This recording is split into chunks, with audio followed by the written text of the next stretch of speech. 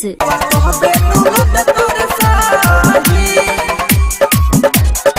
Present by Shubham films. DJ Kanchan Hajipur Vaishali.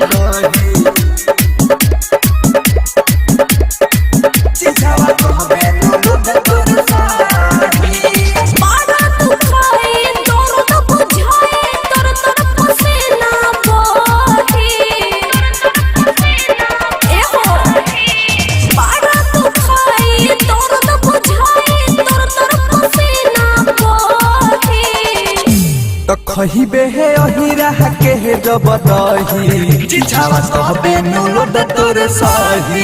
खहिबे है अहिरा के है जब दही चिछावा कहबे नुलो तोर सही। चिछावा कहबे नुलो तोर डीजे कंचन हाजीपुर वैशाली।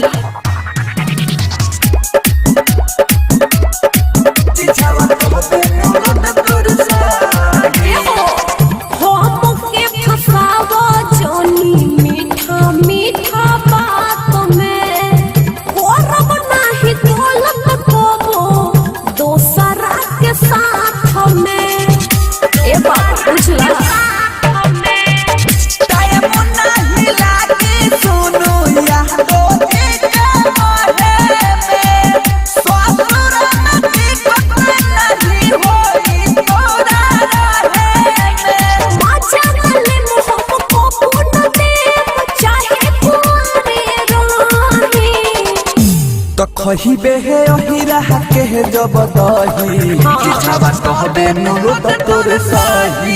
खहिबे है अहिरा के जब दही चिछावा कहबे नुलो तोर सही।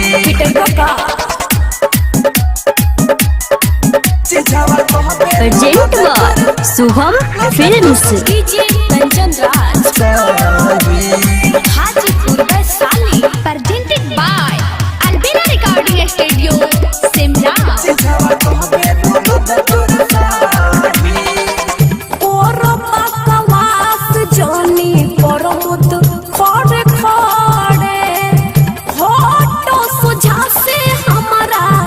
जाए तो तू घर जाए तो तू बुझला।